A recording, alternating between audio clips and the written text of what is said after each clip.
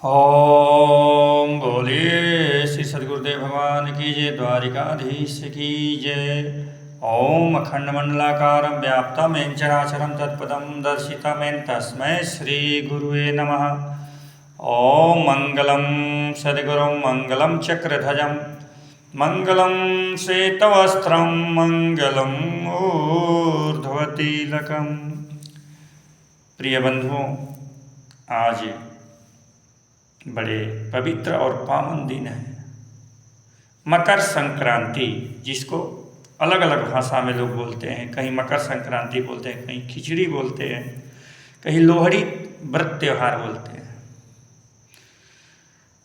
तो आज बड़ा पवित्र दिन है। हमारे सनातन धर्मी प्रेमी जन पवित्र नदी में स्नान करते हैं, जैसे गंगा यमुना सरस्वती का संगम इलाहाबाद, और जहाँ जहाँ पवित्र नदियाँ हैं वहाँ वहाँ लोग अपना स्नान करते हैं, दान पुण्य करते हैं।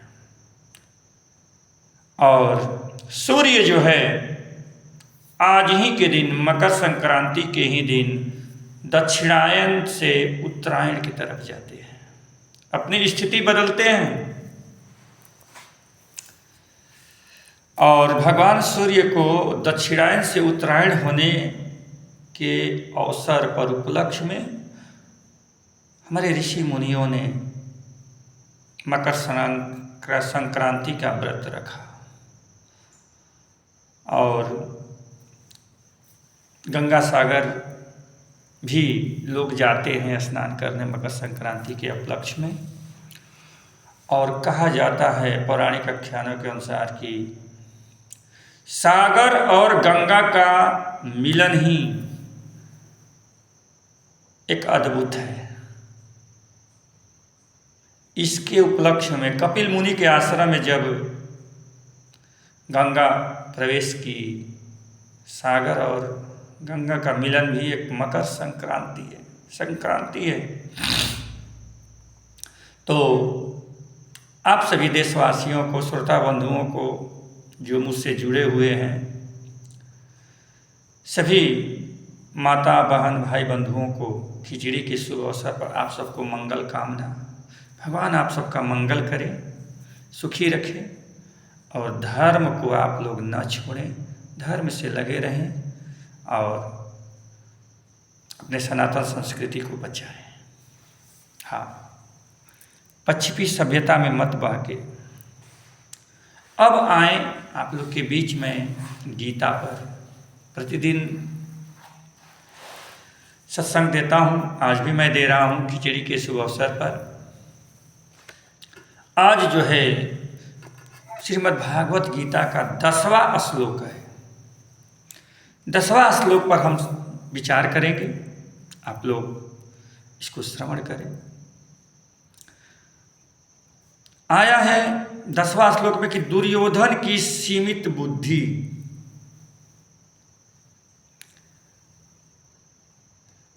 कैसे जाने और समझें इस चीज को। अपर्याप्तम तदस्माकं बलम भीष्माभिरक्षितम्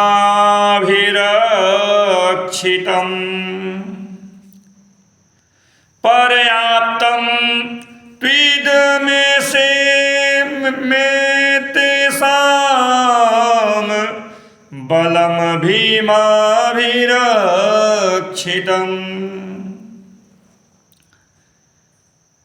कहता है गीता का 10वां श्लोक कि भीष्म पितामह द्वारा रक्षित हमारी सेना, हमारी वह सेना सब प्रकार से अजेय है। दुर्योधन द्रोणाचार्य से कह रहा है कि भीष्म पितामह द्वारा रक्षित हमारी वह सेना सब प्रकार से अजेय है, और भीम द्वारा रक्षित इन लोगों की सेना जीतने में सुगम है। भीमी का नाम ले रहा है दुर्योधन। तो आए आगे इसका भावार्थ समझें कैसे।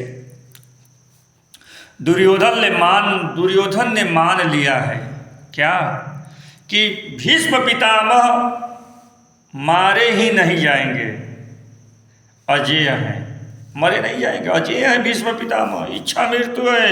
लेकिन दूसरी तरफ वह कह रहा है कि भीम द्वारा रक्षित इन लोगों की यह सेना जीतने में सुगम है। न अर्जुन का नाम ले रहा है न धर्मराज का, कृष्ण का तो कहीं नाम ही नहीं ले रहा है। कौन? दुर्योधन। दुर्योधन कृष्ण रूपी परमात्मा के स्तर तक पहुंच नहीं सकता। बताइए, जो पशु तल पर है, शारीरिक तल पर है, वो परमात्मा तल पर कैसे पहुंचेगा? नामुमकिन है। वो तो भीम को देख रहा है कि भीम मेरे स्तर का है, वही मेरा मुकाबला कर सकता है। कृष्ण के तल पर, परमात्मा तल पर पहुंचना इतना आसान नहीं है बंधुओं। नाच लेना, गा लेना, कूद लेना, फान लेना, ये आसान है, लेकिन परमात्मा तल पर पहुंचना, वैसे गुरु की जरूरत पड़ती है। कृष्ण परमात्मा तल पर हैं और दुर्योधन कहाँ?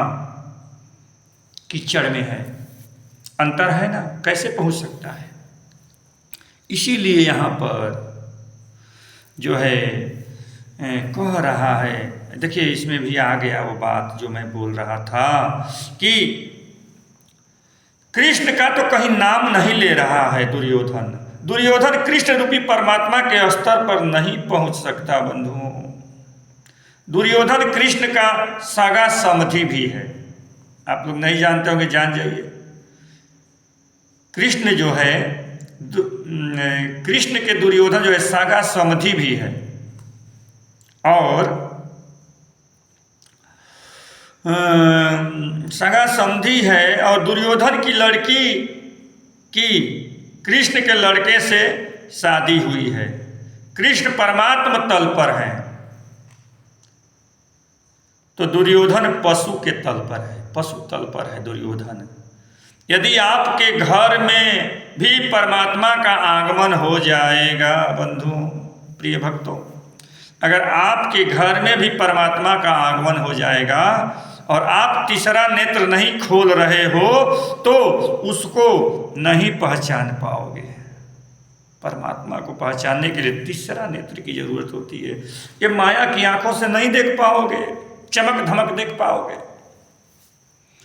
और कहा जाता है कि हर एक चमकने वाली वस्तु सोना नहीं होती बंधुओं, लेकिन चमकने पर ही लोग बहक जा रहे हैं। तो यदि आपके घर में भी अगर परमात्मा का आगमन हो जाएगा और आप तीसरा नेत्र नहीं खोल रहे हो तो उसको नहीं पहचान पाओगे, जैसे दुर्योधन नहीं पहचान पाया कृष्ण को। जरूरत है पात्रता की, पात्रता होना चाहिए। कहा जाता है, गुरु जी कहते हैं कि आई है बात कि कांचे बासन टिके न नीर। अगर मिट्टी का घड़ा कच्चा है तो उसमें पानी नहीं टिक सकता। उसको जो है कुम्हार बोलते हैं। कुम्हार जो है उस मिट्टी के घड़ा को बनाता है और दहकते हुए आग में जब डालता है, जब वो पकता है तब उसमें पानी टिकता है। उसी तरह भक्ति में भी लोग कुछ कच्चे टाइप के हैं। इसीलिए कहा जाता है कि कांचे बासन टिके न नीर। यह पात्र, इस शरीर को पात्रता पात्र बनाओ, सुपात्र बनाओ, मजबूत बनाओ, तब वह गुरु के बताए हुए जो है टेक्निक से जब आप चलोगे, उस परमात्मा को याद करोगे तो परमात्मा की शक्ति आपके अंदर प्रवेश करेगी। इसलिए पात्रता सबसे बड़ी चीज है। और यह पात्रता दुर्योधन में नहीं है। दुर्योधन के तो मन में यही है कि कैसे दूसरों का धन हड़प ले, कैसे किसी को भिखारी बना दे, कैसे किसी का हिस्सा ले ले। दुर्योधन का मन अगर इसी में है, वो कैसे कृष्ण को पहचान पाएगा बंधुओं। इसलिए कृष्ण को पहचानने के लिए तीसरा नेत्र की जरूरत होती है, ज्ञान का चक्षु की जरूरत होती है, और यह पात्रता जो है दुर्योधन में नहीं है। यहाँ पर दुर्योधन जो है भीम द्वारा रक्षित सेना की बात कर रहा है कि भीम द्वारा रक्षित सेना है, दुर्योधन कह रहा है। और दुर्योधन को हर दम भीम ही दिखाई पड़ रहा है, जाकी रही भावना जैसी प्रभु मूर्ति देखी तैसी। भीम ही दिखाई दे रहा है कि भीम ही तो मेरा जोड़ीदार है, और तो कोई है नहीं। कृष्ण खाली मुरली बजाता है, वो क्या लड़ेगा, माने उदाहरण टाइप का। दुर्योधन को हरदम भीम ही दिखाई पड़ रहा है, अपनी मृत्यु अपने सामने दिखाई पड़ रही है। संभवतः उसकी सोच यही रही होगी, मैं भी गदाधारी और वह भी गदाधारी, गदा के बिना युद्ध हो ही नहीं सकता, यही सोच रहा है ना। इसलिए सेना को भीम से रक्षित बता रहा है दुर्योधन, जबकि पूरी महाभारत घूम रही है कृष्ण के इशारे पर। किसके इशारे पर घूम रही है? कृष्ण के इशारे पर पूरी महाभारत घूम रही है, लेकिन कृष्ण उसे दिखाई ही नहीं पड़ रहे हैं। यदि कृष्ण को नजरअंदाज कर दो तो अर्जुन के इर्द गिर्द महाभारत घूम रही है। किसके इर्द गिर्द? अर्जुन के। अर्जुन भी उसे नहीं दिखाई पड़ रहे हैं, केवल भीम दिखाई पड़ रहे हैं। इसीलिए कि अपने समान गुण वाले को ही तुम पहचान सकोगे बंधु, पहचान सकते हो। कहीं भी जाओगे, तुम में जो गुण है उसी के अनुसार आप चुनाव कर लोगे। अपने ही गुण के अनुसार दूसरों का निर्णय करोगे, आकलन करोगे कि फलाना अच्छा है, फलाना बुरा है। अब बताओ तुम्हारे निर्णय में क्या दम है दम? कुछ दम नहीं है। इसीलिए दुर्योधन की बुद्धि जो है सीमित है, भीम को देख रहा है, जबकि बड़े बड़े सूरवीर हैं, भगवान कृष्ण अर्जुन के इर्द गिर्द घूम रही है महाभारत युद्ध, लेकिन वो तो देख रहा है कि हमारे बराबर जो है भीम ही हमसे मुकाबला कर सकता है, इसलिए भीम ही उसको दिखाई दे रहा है। इसीलिए इसी बात को लेकर दुर्योधन को की बुद्धि सीमित बताई गई है। और आगे जो है भीष्म पितामह की रक्षा का उद्घोष, इसको भी समझें। भीष्म पितामह की रक्षा का उद्घोष क्या है? अयनेषु च सर्वेषु यथा भागमवस्थिता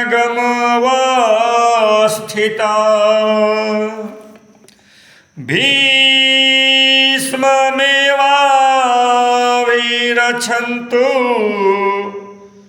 भवन्तः सर्वे ही।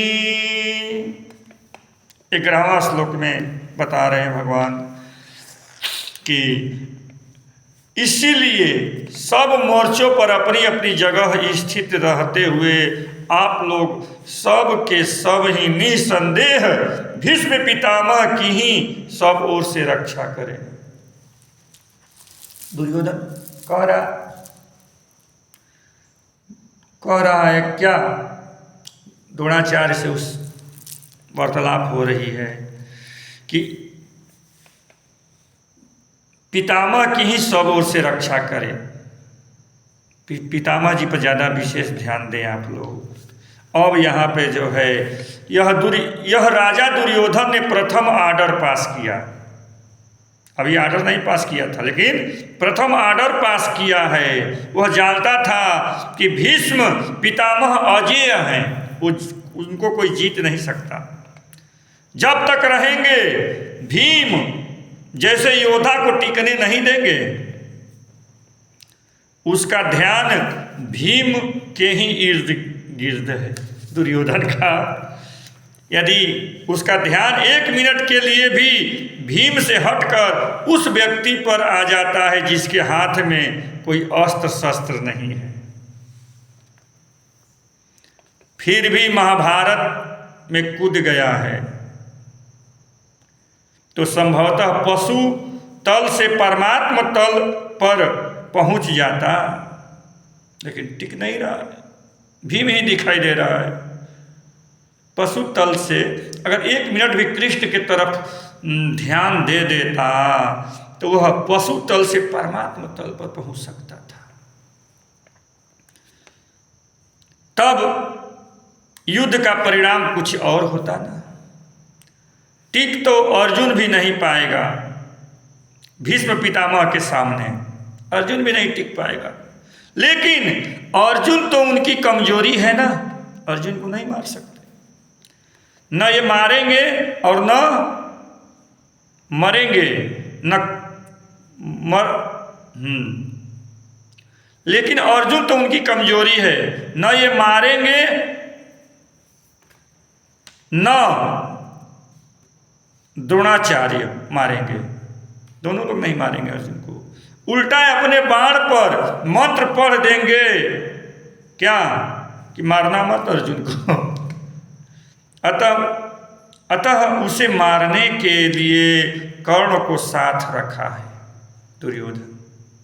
वो जानता है ये दोनों लोग नहीं मारेंगे अर्जुन को, इसलिए मैं कर्ण मेरा मित्र है, कर्ण को अपने साथ रखा है कि ये मार देगा। यहां वह भीष्म पितामह की रक्षा के लिए तत्पर हैं। वे गंगा माँ के पुत्र हैं। भीष्म पितामह गंगा माँ के पुत्र हैं। जिस गंगा माँ की गोद में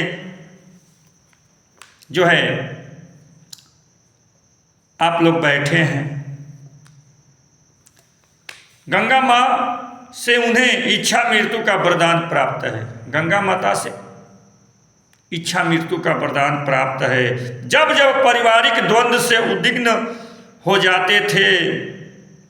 जाते तब तब माँ गंगा के तट पर जाकर माँ गंगा को पुकारते। भीष्म पितामह जब जब पारिवारिक उलझन से तंग आ जाते थे तो माँ गंगा के तट पर जाकर माँ गंगा पुकारते थे। माँ गंगा प्रकट होती, बात करती। अंत में एक दिन माँ गंगा ने कहा, पुत्र बार बार बच्चे की तरह आकर समस्याओं को हमसे कहते हो। बच्चों की तरह बार बार अपनी समस्याओं को कहते हो। उनसे इतना भागना क्यों चाहते हो। तब जो है गंगा पुत्र बोले कि माँ आज के बाद मैं आपके पास नहीं आऊंगा, मैं अपनी समस्याओं से स्वयं लड़ूंगा। फिर वे माँ गंगा के पास नहीं गए, भीष्म पितामह नहीं गए। शायद युद्ध शुरू होने से पहले यदि वे माँ गंगा से मिल लिए होते तो वे संदेश देती कि तू कब तक भूला रहेगा बेटा, अब आश्रम में रह, काम कर, अब किससे लड़ने जा रहा है। गीता का प्रथम श्लोक शुरू हो रहा है, धर्म क्षेत्र, अर्थात ध अक्षर से तथा गीता खत्म हो रही है नीतिर्मतिर्मम अर्थात म अक्षर से।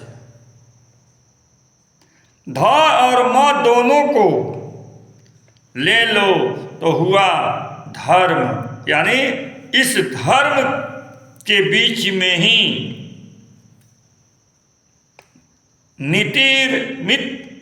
नितिर्मति के बीच में ही हो रहा यह गीता परमात्मा के द्वारा गाया गया है।